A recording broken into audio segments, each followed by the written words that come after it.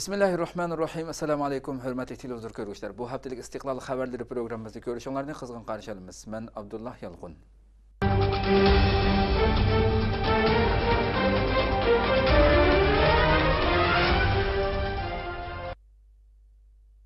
Xitay saqal qo'ygan musulmonga 6 yillik qamoq jazosi berdi. Sharq Turkistonda saqal qo'ygan bir kishi Xitoy sud mahkamasi tarafidan 6 yillik qamoq jazosiga hukm qilindi. U kishining ayoli bo'lsa, jilbob kiyib yuzini yopganligi uchun 2,5 yillik qamoq jazosiga hukm qilindi. İşğalçı Xitay dairələri Şərq Türkistan müsəlmanlarını dinsizləşdiriş məqsədində çəklimi və bastırış siyasətini davam qılmaqda. Şərq Türkistanda saqal qoyğan bir kişi Xitay sud məhkəməsi tərəfindən 6 yillik qamoq jazosiga hukm qilindi. Xitay Gündəlik Yaşlar Gəzitinin xəbərdə bildirişçə, Şərq Türkistanның Qashqar şəhərində 38 yaşlıq bir kişi üstüdən sud ecilib, saqal qoyub cəmiyyətdə yaman təsir paydo qildi degan töhmət bilan 6 yillik qamoq jazosiga, o kişinin ayoli jilbob kiyib yuzini yopganligi uchun 2,5 yillik qamoq jazosiga hukm qilingan. Mazkur gazetning xabariga qaraganda bu ayol ikkalan atalmış xurofotlik qilish, jamiyat amonlik nizomiga xiloflik qilish bilan ayblanib, ko'p qatim ogohlantirish berilgandan keyin qamoq jazosiga hukm qilingan. Atalmış Xitoy sud mahkamasi hech qanday qonunga tayanmasdan mushu xil usullar bilan Uyg'urlarni jazoga tortib turmaga tashlamoqda. Bu Xitoy doiralarining Uyg'urlarni dushman ko'zi bilan qaraganligi va diniy e'tiqodi sababidan chetga qiqayotganligining isbotidir. Xitoylar yana o'zlarining asosiy qonundagi har qanday kishining diniy erkinlik huquqi bor degan belgilamaga o'zlari xiloflik qilib jinoyat sodir qilmoqda. Beijingda yashayotgan Ayvivi ismli san'atchi Xitoyning saqili bor, ammo uni hech kim saqilini elib etishga majburlamaydi. Hatto u Xitoy davlatiga qarshi o'qituvchilik bilan qarshtirib kelayotgan muxolif Xitoy bo'lsa-mu. Ammo Sharq Turkiston musulmonlarini milliy an'anaviy madaniyat va diniy e'tiqoddan uzoqlashtirish va adab axloq va milliy puroqlarni yo'qotib, xitoylashtirishdan iborat razil siyosatni amalga oshirish uchun bu cheklama Uyg'ur musulmonlarining orasida shiddatli elib berilmoqda. Xitoy san'atchi shundaqla Xitoy kommunist hokimiyatiga qarshi turayotgan o'qituvchi kishilik huquq faoliyatchisi Ayvivining saqali ba'zi Sharq Turkistonlik musulmonlarning saqalidanmi uzun. Ammo uning saqali Beijingda hech qanday cheklamaga uchramasdan siyosiy faoliyat qilib yashayotdi. Xotan'da bir aileden 3 kişi öldürüldü. Xotan Purchaqchida bir aileden 5 kişiga o'q tegib, Malikxon ana va 2 o'g'li hayotidan ayrilgan. Xitoy matbuotlari bultur 8-oyning 1-kuni Xotanning Purchaqchi yesida ommani harakatga keltirib, qechib yurgan 9 nafar fidoini topganligi va etib tashlaganligini xabar qilgan. Ammo fidoilarni izlash davomida yuz bergan qonliq voqealar haqida hech qanday ma'lumot bermagan edi. Yaqinda Erkin Asiya radiosining oshkorlashicha, Purchaqchida uy arlab davom qilayotgan qonliq to'qinishlarda Do'ngjoy kentidagi bir oiladan 5 kishiga o'q tekkanligi haqida ma'lumot berdi. Egallanishicha, u oiladan 2 qatimliq to'qinishda 45 yoshlik ona Malikxon Ubul va 2 o'g'lining o'lganligi, 52 yoshlik ota Tursun Hushur va bir qizining yaralanganligi oshkorlandi. Ishg'olchi Xitoyning besim va nohaqchiliklarga chidab turolmagan haqiqatparvar vijdonli kishilar o'zlarini va oilasini qo'g'dash uchun qarshilik ko'rsatgan bo'lsa, Xitoy bu xil voqealarni bahona qilib, ko'plagan oilalarni, kichik bolalar va yashangan ayollarni ayirmasdan qirg'in qilib yo'q qilmoqda. Xitoy hamma Uyg'urga dushman ko'zi bilan qaraganligi uchun kim jinoyatchi emas, hech birini ayirmasdan hammani yo'q qilish siyosati yurgizib kelmoqda. Xitoy ishg'olchilari o'zlari zo'ravonlik qilib jinoyat sodir qilmoqda. Buningga qarshi turganlarni terrorchi deb o'ldirmoqda. Qechib ketganlarni topolmay, uning oilasi va yaqin do'stlarini tutqun qilib intiqom olmoqda. Sharq Turkistonda besim qancha kuchaygan sari qarshilik shuncha ko'payayotdi. Xitoy Sharq Turkiston xalqini kuch qo'llanish orqali hargiz idora qila olmaydi. Sharq Turkiston xalqi ishg'oliyatni va zulmni hargiz qabul qilmaydi. Sharq Turkiston xalqi yo istiqlol, yo o'lim degan shiorni o'ziga chiqish nuqtasi qilib kurash qilyotdi. Sharq Turkiston xalqining jon va mol bexatarligi kafolatga ega emas. Ko'pincha kishi qo'rqish va andisha ichida yashamoqda. Shuning uchun bundoq yashagandan o'limni afzal bilgan Sharq Turkiston yoshlari o'z erkinligini qo'lga keltirish uchun jonlaridan voz kechib, issiq qonlarini to'kib kurash qilmoqda. Qashqarda harbiy manevr elib berildi. Xitoyning atalmış terrorlikqa qarshi turish soqchilari 23 mart Qashqarda harbiy manevr elib bordi. Xitoyning alohida qurolli soqchi qismlarining biri bo'lgan Yilpiz alohida harakat atriti 23 mart Qashqarda chegara mudofaa qismlariga atalmish terrorlikqa qarshi turish harbiy manevri elib borgan. Bu atrat chegara mudofaa qismlariga shahar rayonida oqtirish elib berish taktikasi, uylarga tuyuqsiz bostirib kirish qatorliq bir yurish mashqlarini elib borgan. Egallanishicha bu atrat Xitoy qurolli soqchi qismining bir tarmoqi bo'lib, 2002-yili 12-oyda qurilgan. 2007-yildagi birlashma harbiy manevrda Yilpiz alohida harakat atriti deb nom berilgan. Bu Beijingni asos qilgan Xitoyning davlat darajalik terrorlikqa qarshi turish qismi hisoblanadi ekan. Bu atrat 2008-yili Beijing Olimpik tanarakat yig'inida Beijingda xavfsizlik vazifasi o'tagan. Ishg'olchi Xitoy doiralari Sharq Turkistondagi ishg'oliyatini abadiy davom qildirish uchun Sharq Turkiston xalqini bir tarafdan aldab, bir tarafdan hayva qilib, kuch ko'rsatish orqali besim bilan boshqarib kelmoqda. Ishg'olchi Xitoy Sharq Turkiston xalqini bostirishni davom qilmoqda. Oshxonalarda ishiladigan pichoq va sarangidan tortib, qattiq chek qo'yib kelayotgan qo'rqinchoq Xitoy qo'lida to'mirning sunuqi yo'q xalq ustidan qurolliq soqchi, hatto armiyalarni ish qisilib bostirish elib bormoqda. O'tgan yili yuz bergan yakan qirg'inchiligi buning tipik misolidir. Xitoy axloqsiz kollektiv to'y marosimlarini tashviq qilmoqda. Xitoy tajovuzchilari vatanimizning har qaysi shahar yezilariga atalmish kollektiv to'y marosimi o'rinlashtirishni kengaytmoqda va bu so'rinlarni kompartiyani madhiylaydigan so'ringa aylantirmoqda.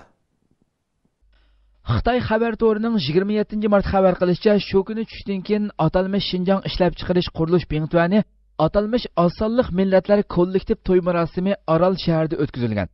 Xabar qilinishicha, har qaysi joylardan kelgan 24 jup yoshning to'y marosimi o'tkazilgan bo'lib, necha ming kishi Aral maydoniga yig'ilib, ularning to'y marosimiga qatnashgan. Egallanishicha, bintuvning bu kollektiv to'y marosimini o'tkazishdagi maqsadi atalmish zamonaviy madaniyatni tashviq qilish va yoshlarni zamonaviy turmush usuliga yetaklash ekan. Shundaqli bu atalmish asabiylikni tugutish faoliyatining bir xil ifodasi ekan. Doirlar bu kollektiv to'y marosimi orqali yoshlarning muqimlik uchun to'hfa qo'shishini umid qilganligini bildirishgan. Yana bir jup yosh bo'lsa, bu kollektiv to'y marosimiga qatnashish uchun 500 kilometr yiroqlikdagi Xotandan kelganligini bildirgan. Xitoyning Tangritog' to'rida Taklimakonda to'y nomli bir film e'lon qilingan bo'lib, buningda vatanimizning Qashqar viloyati Makka noyasida o'tkazilgan 99 jup yoshning kollektiv to'y marosimi o'tkazganligi xabar qilingan. Bularning ichida Xitoylarmi bor bo'lib, Xitoy bu xildagi kollektiv to'y marosimlarida Uyg'urlar bilan Xitoylarning to'yini birlikda elib bormoqda. Uyg'urlarning to'y to'killari islom dinining shar'iy belgilimlari asosida elib berildi. To'yi bo'lgan qiz yot erlarga ko'rinmasdan uy ichida o'z hamshirlar bilan birga bo'ladi. To'y o'tkash jarayonida qizning yuzi chumbal bilan o'rildi. Faqat yigitning uyiga borganda ondan erlar yo'q so'rinda yuzi ekildi. Bu to'y marosimlarda qiz yigitlar kollektiv sahnaga chiqqan. Xitoylar bilan aralashib usul o'ynagan. Shundoq bo'lishiga qaramay, ishg'olchi Xitoy bu to'y marosimlarining Uyg'urlarning milliy urf-odatlari bo'yicha o'tkazilganligini da'vo qilmoqda. Uyg'ur musulmonlarini butunlay dinsizlashtirib, Sharq Turkistondagi tajovuzchilikni to'salg'usiz davomlashtirish xiyolida bo'layotgan Xitoy har qanday bir fursatni qo'ldan bermay, o'zining razillikni chekidan oshgan ta'tir tashviqotlarini davomlashtirmoqda. Xalqimizning o'zini milliy an'anaviy isil axloqlardan uzoqlashtirib, axloqsiz qiliqlarni qilishga zo'rlamoqda. Xitoyning zamonaviy madaniyatga moslashish degani Sharq Turkiston musulmonlari Xitoyga o'xshash dinsiz bo'lib yashashi kerak deganlikdir. Xitoy tajovuzchilari bu xildagi atalmish kollektiv to'y marosimlarini vatanimizning har qaysi joylarida jiddiy shaklda keng qanot yaydirmoqda va bu to'y marosimlarini tajovuzchi Xitoy kommunistlariga rahmat hashqalla aytadigan insoniyatning dushmani kommunist partiya maqtildigan so'ringa aylantirmoqda. Mujohid Qashqarli Türk dunyosi mukofotiga erishdi. Yangroq ovozi, jarangliq she'rlari bilan tonilgan 7 yoshlik Uyg'ur farzandi Mujohid Qashqarli 2015-yillik Türk dunyosi she'r o'qish mukofotiga erishdi. Yangroq ovozi, jarangliq she'rlari bilan tonilgan 7 yoshlik Uyg'ur farzandi Mujohid Qashqarli 2015-yillik Türk dunyosi she'r o'qish mukofotiga erishdi. 29 mart yakshanba kuni Istanbulda Turkiya Ülke Ocaklar Tashkilotining uyushtirishi bilan 2015-yillik Türk dunyosi oliy xizmat mukofoti tarqatish marosimi o'tkazildi. Mukofot tarqatish marosimiga Ülke Ocaklar Tashkilotining a'zolari va Millatchi harakat partiyasining bir qism parlament a'zolari va rahbarlari qatnashdi. Marosimda oldi bilan Istiqlol marshi o'qildi. Keyin turk san'atchi Bunyamin Oqsungarning ijrosida Uchrashqanda degan Uyg'urcha naqshi o'rinlandi. Keyin yana Kavkaziya xalq usullari taqdim qilindi. Murosimda Ülke Ocaklar Teşkilatı'nın İstanbul Reisi Ahmet Yigit Yıldırım Efendi söz qildi. U sözüde Ülke Ocaklar Teşkilatı'nın zalimga qarshi mazlumning yendi bo'lish prinsiplari bo'yicha diniy va millati qandoq bo'lishdan qat'iy nazar zulmga uchirganlarning yendi bo'lib, yordam qilib kelayotganligini ifodaladi. U yana Xitoy zulmiga qarshi Xitoy konsulxonasi oldida ba'zi vaqtlarda Taksim va Fatih maydonlarida norozilik namoyishi o'tkazib, mazlumlarning ovozini anglitib kelayotganligini, Sharq Turkiston xalqini qo'llab uyushtirilgan Taksimdagi namoyishda Ülke Ocaklar Teşkilatı'dan 300 nafar yoshning kepen kiyib yurish qilganligini, so'g'uq havoda yomg'ir yig'ayotgan bo'lsa-mu, qilchi bo'shashmasdan namoyishni davom qilganligini bildirdi va beshimizga yomg'ir emas, yomg'irga o'xshash o'q yog'simi parvo qilmasdan mazlumning yendi turishdan voz kechmaymiz dedi. Yürüyüş gerçekleştirdik. Yine sivil toplum kuruluşlarımızın öncülüğünde. Beyazıt'tan Sultanahmet'e doğru yürüdük ve orada miting yaptık. Öyle bir yağmur yağıyordu ki gelen misafirlerimiz, ülküdaşlarımız, soydaşlarımız dediler ki yağmur değil kurşun yağsa Türkmeneli için yine bu yürüyüşü gerçekleştireceğiz. 20dan ortiq sohada Türk dunyosi uchun xizmat ko'rsatgan kishi va tashkilotlarni mukofotlash marosimida Türk dunyosining iftixor mukofoti Ozarbayjonning sobiq davlat raisi marhum Elchi Beyga berilganligi e'lon qilindi. Türk dunyosining fidokorlik mukofoti marhum professor Turan Yazgan apandiga berildi. Türk dunyosi ish plan loyiha mukofoti Turkman eli uchun xizmat ko'rsatgan Ülke Ocaklar Teşkilatı'ning raisi Oljan Kılavuz apandiga berildi. Türk dünyasının akademik mukofoti Doktor Qutluk Qan Sümer Efendi'ye verildi. Türk dünyasının hizmet mukofoti Yavro Asiya Türk Cemiyetler Federasyası'nın reisi İsmail Çingiz'e verildi. Türkistan coğrafyasının hizmet mukofoti Şarq Türkistan Köçmenler Cemiyeti'nin sabık baş katibi Serkan Denç Türk'e verildi. Türk dünyası şiir mukofoti Uyghur Perzenti Mujahid Qashqarli'ye verildi. Murasimda yana Millatchi Harakat Partiyasining İstanbul Ayollar bölümü reisi Pari Hanım Uyghur muhacirlarga qilgan yordam va hamkorlik xizmati sababidan ustun xizmat mukofotiga erishdi. Murosim 3 soat davom qilgan bo'lib, oxirida Mujahid Qashqarli uzoqlarda bir vatan bor Sharq Turkiston degan she'r bilan Sakarya degan she'rni jarangliq deklamatsiya qilib, qizg'in olqishga erishdi. Bu mukofot tunji qatim o'tkazilgan bo'lib, buningdan keyinmi har yili bir qatim davom qiladiganligi bildirildi. Ankara'da Sharq Turkiston masalasi to'g'risida yig'in o'tkazildi. 31 mart seshanba kuni Ilim yayma jamiyatining uyushtirishi bilan Ankara Qizilchi hammomda ummatning yetim diyori Sharq Turkiston temasida yig'in o'tkazildi. Sharq Turkistonda Xitoy zulmining chekidan eshishiga ergashib, Turkiyada Sharq Turkiston masalasiga qiziqish, Uyg'urlarga ko'ngil bo'lish kundan-kunga kuchaymoqda. 31 mart seshanba kuni Ilim yayma jamiyatining uyushtirishi bilan Ankara Qizilchi hammomda ummatning yetim diyori Sharq Turkiston masalasi to'g'risida bir yig'in o'tkazildi. Yig'inga Sharq Turkiston madaniyat va hamkorlik jamiyatining raisi Seyit Tömtürk va Ankara Universiteti Adabiyot fakulteti o'qituvchisi doktor Erkin Ahmad taklif bilan qatnashdi va yig'inda Sharq Turkiston masalasi to'g'risida doklad berdi. Yig'inga Ilim yayma jamiyatining raisi Arslan Kojabayin, Qizilchi hammom nahiyalik milliy ma'arif mudiri, nahiya hokimi, nahiya muftisi qatorliq ko'p sonda kishi qatnashdi. Yig'in Qur'oni Karim tilovat qilish bilan boshlandi. Yig'inda Sharq Turkiston madaniyat va hamkorlik jamiyatining raisi Seyit Tömtürk bilan Ankara Universiteti Adabiyot fakulteti o'qituvchisi doktor Erkin Ahmad so'z qilib, Sharq Turkistonda Xitoy zulmi va yaqindan buyon yuz berayotgan voqealar to'g'risida doklad berdi. Seyit Tömtürk apandi so'zining oxirida Turk dunyosi, islom dunyosi va butkul dunyo jamoatini Sharq Turkiston masalasiga ko'ngil bo'lishga chaqiriq qildi. 2 soatdan ortiq davom qilgan yig'inda yig'in ahlining Sharq Turkistonga bo'lgan qiziqishi kuchayganligi bildirildi. Xitoy Sharq Turkistonda din va milliy urf-odatni haqoratlashni davomlashtirmoqda. Xitoy Uyg'ur musulmonlarini dinsizlashtirish maqsadida atalmish diniy asabiylikka qarshi turish adabiyot san'at faoliyati nomida va omma ishchi tashviqotchilar orqali Sharq Turkistonning har qaysi joylarida jiddiy ta'til tashviqot olib bormoqda. Xitoyning Xinjiang Sun'iy Amra televiziya stansiyasi uyushtirgan Uyg'ur musulmonlarini bo'libmi musulmon ayollarni dinsizlashtirish maqsad qilingan Chömbelongni Qayribat nomli adabiyot san'at faoliyati va atalmish diniy asabiylikka qarshi turish adabiyot san'at faoliyati nomida Sharq Turkistonning har qaysi joylarida jiddiy ta'til tashviqot olib bormoqda. Xitoy taratqullarining xabar qilishicha, bu xildagi o'yin atalmish avtonom rayon qurilganligining 60 yilligidan iborat asosiy temani ko'radigan holda 60 yildan buyongi atalmish taraqqiyot o'zgarishlarini xulosalaydi ekan. Egalnicha bu ta'til tashviqot xarakterli faoliyat asosiy qatlamga yuzilinish, o'zgarishlarni ko'rish, birlashma ko'ngil etishni asosiy maqsad qilgan bo'lib, butun Sharq Turkistonning hamma shahar, viloyat, oblast, nahiya, yezi kentlarida qo'yilmoqda. Xitoy yana buning bilan cheklanib qolmasdan maxsus sayyora omma tashviqotchilari nomida g'olchilarni ishga solib, xalqni majburiy yig'ib, ularning dinni va milliy an'anani ig'ir haqoratlaydigan leksiyalarni anglatmoqda va hatto o'yma-o'y so'kuldab yurib, xalqning ingini yuyishga harakat qilmoqda.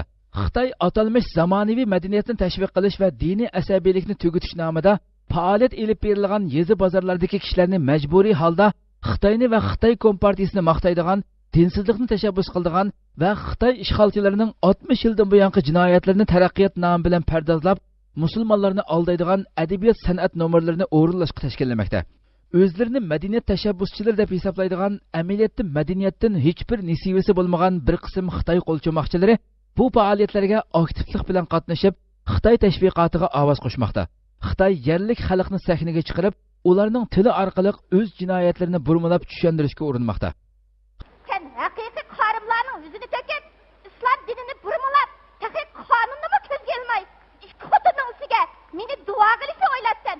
Bilib qo'y, bularning tilini mana men yoritdim. Bu gunohkorlar, yuzinglarni yetmanglar. Astagfirullah va tabir qilinglar. Bu dedangni qilinglar. Qo'rqmanglar, qo'rqmang dedim sizlarni. Sizlarni qo'rqaydigan qonunda sizlar ustangiz taqadak kiyimni, ilol beshaldagi yalliqni. Yo'q kaydindan. Bu gunohkorlar, bu noyatlar, mitinglardan yinglar. Bo'lmasa, Xitoy Sharq Turkiston xalqi ustidan elib berayotgan tajovuzchilik va qirg'inchilikni yo'shirish uchun bir tarafdan har xil qonun nizomlarini tuzib chiqib, o'z jinoyatini haqliq qilib ko'rsatishga urinsa, yana bir tarafdan mushu xildagi ta'tir tashviqotlari orqali Uyg'ur musulmonlarini aldab, o'ziga ishontirish g'arizida bo'lmoqda. Uyg'urlarni milliy va diniy ruhidan yiroqlashtirib, qulchilik ruhi bilan tarbiyalamoqda. Ayollarning hijoblanishi va erlarning soqol qo'shig'iga o'xshash insonning eng aqalli huquqlariga tajovuz qilib, ularni cheklashni qonunlashtirib yo'l qo'ygan Xitoy buningga qanoat qilmay, har xil hit ayam va bayramlarni qo'ldan bermay, faoliyat o'rinlashtirib, musulmon ayollarning hijobiga haqorat qilmoqda va hayosizlikni madaniyat deb tashviq qilmoqda. Bu 60 yil Xitoy tashviq qilayotgandek shonliq musofalar bilan emas, balki qon yoshliq izlar bilan to'lgan. Xitoy qari yuzini har qancha yo'shirsa-mu, hamon jinoyatlarning badalini o'tashdan o'zini qochira olmaydi. Xitoy besim va ta'tir tashviqotini kuchaytirgan sari Uyg'urlarning Xitoyga bo'lgan qarishliq harakatlari va diniy kayfiyat jonlanmoqda. Bakuda Mahmud Qashqari xalqarалық turkparvarlik sharaf mukofoti tarqatildi. Azerbayjonda turk tarixi va madaniyati uchun xizmat qilgan bir qism shaxslarga Mahmud Qashqari xalqarалық turkparvarlik sharaf mukofoti tarqatildi. Azerbayjonda turk tarixi va madaniyati uchun xizmat qilgan bir qism shaxslarga Mahmud Qashqari xalqarалық turkparvarlik sharaf mukofoti tarqatildi. Azerbayjon Turkiya uyi ATEV nomidagi tashkilotning uyushtirishi bilan Mahmud Qashqari xalqarалық turkparvarlik sharaf mukofotini tarqatish murosimi Baku shahrida o'tkazildi. Murosimga Turkiyadan qatnashgan Turkiya kadrlar uyushmasining raisi Ismoil Konjuk, tarixshunos professor Tufan Gündüz va mashhur san'atchi Ahmad Shafaq qatorliqlar Mahmud Qashqari xalqarалық turkparvarlik sharaf mukofotiga erishdi. Uningdan boshqa yana Qozog'istonlik yozuvchi Muxtar Shahanov, Rossiya Yaqutiston Jumhuriyatidan tadqiqotchi yozuvchi Lyudmila Yeqorova qatorliqlarga mukofot berildi. Mukofot marosimini uyushtirgan Turkiya Azerbayjon uyi tashkilotining raisi Tanzila Rustamxonli mukofot olgan 5 kishining ham qilgan xizmatlari ham barliqqa chiqargan asarlarining faqat o'z davlati uchun emas, balki butun turk dunyosi uchun to'kib qo'shganligini bildirdi. Tanzila Rustamxonli mukofot olganlarning turk dunyosiga xizmat qilib qolmasdan, balki Qorabog' masalasini dunyoga to'g'ri shaklda anglitishda to'kib qo'shganligini ifodaladi. Tanzila Rustamxonli so'zda yana Turkiya kadrlar uyushmasining raisi Ismoil Konjukni Kocaeli qatliamini anglitishda va Qorabog' masalasida Azerbayjonni jiddiy bir shaklda qo'llaganligini bildirdi va Mahmud Qashqari xalqarалық turkparvarlik iftixor mukofotining har yili bir qatim o'tkazilganligini, turk dunyosiga xizmat ko'rsatganlarni tanlab, baholab mukofot berilganligini bildirdi. Mukofotga erishgan Turkiya kadrlar uyushmasining raisi Ismoil Konjuk murosimda so'z qilib, Mahmud Qashqari va uning qimmatli asari Turkitilla divoni va turkparvarlikning ahamiyati to'g'risida so'z qildi va mushunda qimmatli asarning muallifining nomi bilan uyushtirilgan mukofotni elishdan faxrlanganligini ifodaladi. Ismoil Konjuk apandi so'zda yana bu mukofotni butun turk dunyosi uchun xizmat ko'rsatganlar uchun olganligini bildirdi va buningdan keyinmi qilishga tegishlik har qanday xizmatni aktivchanlik bilan o'rinlaydiganligini ifodaladi.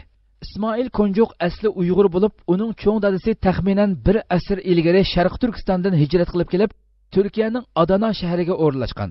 İsmail Konjuk raislik vazifasini o'tayotgan Turkiya kadrlar uyushmasi 450 mingdan ortiq aktiv a'zoga ega Turkiyaning eng cho'ng uyushmalaridan biri bo'lib hisoblandi. Xitoy bilan Qozog'iston yuqori hajmlik savdo kelishimiga imzo qo'ydi. Xitoy bilan Qozog'iston 33 soha bo'yicha jami 23,6 milliard dollar qiymatida hamkorlik savdo kelishimiga imzo qo'ydi. Xitoy bilan Qozog'iston o'tgan juma kuni 33 soha bo'yicha jami 23,6 milliard dollar qiymatida hamkorlik savdo kelishimiga imzo qo'ydi. Imzo qo'yish Qozog'iston bosh ministri Karim Masimovning Xitoy ziyorati jarayonida amillashdi. Kelishimga aloqador so'z qilgan Xitoy bosh ministri Li Keqiang bu kelishimga imzo qo'yish ikki davlat o'rtasidagi o'zaro munosabatning muvaffaqiyatining isboti dedi. Xabarlarga qaraganda Xitoy bosh ministri Li Keqiang o'tgan yili 12-oyda O'rta Osiyoga elib borgan ziyoratida Qozog'iston bilan Xitoy o'rtasida hamkorlik va savdo tijorat hajmini 18 milliard dollarga chiqarish to'g'risida bir qarashga kelganligi bildirilgan edi. Bu kelishim to'g'risida so'z qilgan Qozog'iston bosh ministri Karim Masimov bu Xitoy bilan Qozog'istonning savdo tijorat hamkorligini texmo kuchaytirish uchun yaxshi bir boshlanish bo'lganligini, bu hamkorlikning rayonga bir ulgu bo'lganligini ifodalagan. Qozog'iston O'rta Osiyoda Uyg'urlar eng ko'p sonni tashkil qiladigan davlatlardan biri. Shuning uchun Xitoy bu davlatdagi Uyg'urlarni o'zlari uchun bir tahdid deb qaraganligi sababli Qozog'iston bilan yaxshi munosabat qurishga urinmoqda. Qozog'iston bu to'g'rida Xitoyning bir turkum talablarini qabul qilib, Qozog'istondagi butun Sharq Turkiston tashkilotlarining faoliyatlariga cheklama qo'ydi va bir qism Uyg'ur faoliyatchilarini ta'qib ostiga oldi. Qozog'iston yana bir qancha nafar begunoh Uyg'urlarni tutib Xitoyga qaytarib bergan edi. Qozog'iston bosh ministri Karim Masimovning Uyg'ur ekanligi to'g'risida har xil qarashlar mavjud. Ammo bu kishi Uyg'ur bo'lsa-mu, Qozog'istondagi Uyg'urlarga hech qanday foydasi bo'lmay kelganligi ilgari surilmoqda. Amerika F-18'larining Tayvanga qo'nishi Beijingni qattiq norozi qildi. Xitoy Amerikaning ikki urush aeroplanining nihoyat oz ko'rilgan shaklda Tayvanga qo'nganligiga norozilik bildirdi. Xitoy Tashqi ishlar ministrligi 4-oyning 2-kuni bayonot berib, Amerikaning ikki urush aeroplanining nihoyat oz ko'rilgan shaklda rasmiy aloqa o'rnatgandan keyin Tayvanga qo'nganligiga norozilik bildirdi. Tayvan markaziy xabar agentligi Amerikaning F-18 tipli ikki urush aeroplanining chorshanba kuni, ya'ni 4-oyning 1-kuni texnikalik kashili ko'rilganligi sababidan Tayvanning janubidagi bir harbiy bazaga qo'nganligini xabar qilgan va mazkur ikki aeroplanning qayerdan kelgan yoki qayerga ketayotganligining aniq emasligiga ishorat qilgan edi. Xitoy Tashqi ishlar ministrligining bayonotchisi Hua Chunying bu xabar tarqalib, ertasiga, ya'ni 4-oyning 2-kuni bu vaqtda bayonot berib, noroziligimizni Amerika tarafga rasmiy yo'sinda bildirdik dedi va so'zini davomlashtirib, Xitoy Amerika Qo'shma Shtatlaridan bir jungo siyosatiga rioya qilishini, bu reallikqa sezgur va munosib shaklda muomala qilishni talab qiladi deganlarni qayd qildi. Amerika Qo'shma Shtatlari 1979-yili Taybey bilan bo'lgan aloqalarini uzib, Xitoy Xalq Jumhuriyatini e'tirof qilgandan keyin chiqarilgan Tayvanga munosabatli qonunning ruhiga asosan Tayvanning o'z-o'zini mudofaa qilishiga yordam qilish siyosatida ching turib kelmoqda. Yaqinqi yillarda Amerikaning Tayvanga qurol setib berishi, Tayvan Amerika askari doiralarining rasmiy aloqa o'rnatishi degandek masalalar Beijing Washington yoki Beijing Taybey munosabatlarining izchilligiga ta'sir yetkazmadi. Beijing doiralari Tayvanni bo'linib olgan bir rayon deb qaraydigan bo'lib, har qanday vaqtda uni qaytarib olish uchun kuch ishlatishdan yonmaydiganligiga ishorat qilib kelmoqda. Hürmetli televizor ko'rguvchilar, shunday qilib bu haftalik istiqlol xabarlari programmamiz mush yerda oxirlashdi. Kelar qatimqi programmamizda ko'rishguncha sizlarni janobiy Allohga topshiramiz. Assalomu alaykum va rahmatulloh.